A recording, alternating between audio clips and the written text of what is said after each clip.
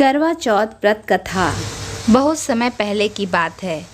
एक साहूकार के 7 बेटे और उनकी एक बहन करवा थी। सभी सातों भाई अपनी बहन से बहुत प्यार करते थे, यहाँ तक कि वे पहले उसे खाना खिलाते और बाद में स्वयं खाते थे। एक बार उनकी बहन ससुराल से मायके आई हुई थी।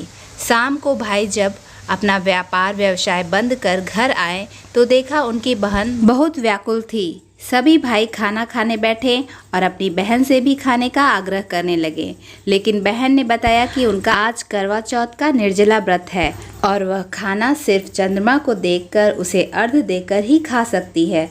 चूँकि चंद्रमा अभी तक नहीं निकला है, इसलिए वह भूख प्यास से व्याकुल हो उठी है। सबसे छोटे भाई को अपनी बहन की हालत देखी नहीं जाती और वह दूर पीपल के पेड़ पर एक दीपक जलाकर चलनी की ओट में रख देता है। दूर से देखने पर वह ऐसा प्रतीत होता है कि जैसे चतुर्थी का चांद उदित हो रहा हो। इसके बाद भाई अपनी बहन को बताते हैं कि चांद निकल आया है, तुम उसे अर्घ देने के बाद भोजन कर सकती हो। बहन खुशी के मारे सीढ़ियों पर चढ़कर चांद को देखती है, उसे अर्घ देकर खाना खाने बैठ जाती है। वह पहला टुकड़ा मुंह में डालती है तो उसे छींक आ जाती है, दूसरा टुकड़ा डालती है तो उसमें बाल निकल आता है और जैसे ही तीसरा टुकड़ा मुंह में डालने की कोशिश करती है तो उसके पति की मृत्यु का समाचार उसे मिलता है। उसकी भाभी उसे सच्चाई से अवगत कराती हैं कि उसके साथ ऐसा क्यों हुआ। करवा चौथ का व्रत गलत तरीके से टूटने के कारण देवता उससे नाराज हो गए हैं और उन्होंने ही ऐसा किया है। सच्चाई जानने के बाद करवा निश्चय करती है कि वह अपने पति का अंतिम संस्कार नहीं होने देगी और अपने सतीत्व से उन्हें पुनर्जीवन दिलाकर ही रहेगी। वह पूरे 1 साल तक अपने पति के शव के पास बैठी रहती है, उसकी देखभाल करती है। उसके ऊपर उगने वाले सुईनुमा घास को वह एकत्रित करती जाती है। 1 साल बाद फिर करवा चौथ का दिन आता है। उसकी सभी भाभियां करवा चौथ का व्रत रखती हैं। जब भाभियां उससे आशीर्वाद लेने आती हैं तो वह प्रत्येक भाभी से यम सुई ले लो, पीर सुई दे दो, मुझे भी अपनी जैसी सुहागिन बना दो, ऐसा आग्रह करती है। लेकिन हर बार भाभी उसे अगली भाभी से आग्रह करने को कहकर चली जाती हैं।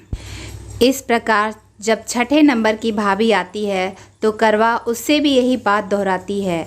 यह भाभी उसे बताती है कि चूँकि सबसे छोटे भाई की वजह से उसका व्रत टूटा था, अतः उसकी पत्नी में ही शक्ति है कि वह तुम्हारे पति को दोबारा जीवित कर सकती है। इसलिए जब वह आए तो तुम उसे पकड़ लेना और जब तक वह तुम्हारे पति को जिंदा न कर दे उसे नहीं छोड़ना। ऐसा कहकर वह चली जाती है। सबसे अंत में छोटी भाभी आती है। करवा उससे भी सुहागिन बनने का आग्रह करती है, लेकिन वह टाल मटोल करने लगती है। इसे देख करवा उन्हें जोर से पकड़ लेती है और अपने सुहाग को जिंदा करने के लिए कहती है। भाभी उससे छुड़ाने के लिए नोचती है, खसोटती है, लेकिन करवा नहीं छोड़ती है। अंत में उसकी तपस्या को देख भाभी पसीज जाती है और अपनी छोटी उंगली को चीरकर उसमें से अमृत उसके पति के मुंह में डाल देती है। करवा का पति तुरंत श्री गणेश कहता हुआ उठ बैठता है। इस प्रकार प्रभु कृपा से उसकी छोटी भाभी के माध्यम से करवा को अपना सुहाग वापस मिल जाता है।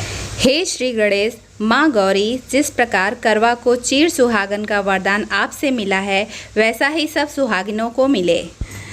तो दोस्तों, आपको ये कथा कैसी लगी मुझे कमेंट में ओम नमः शिवाय लिखकर बताएं और वीडियो को लाइक और शेयर करना ना भूलें। धन्यवाद।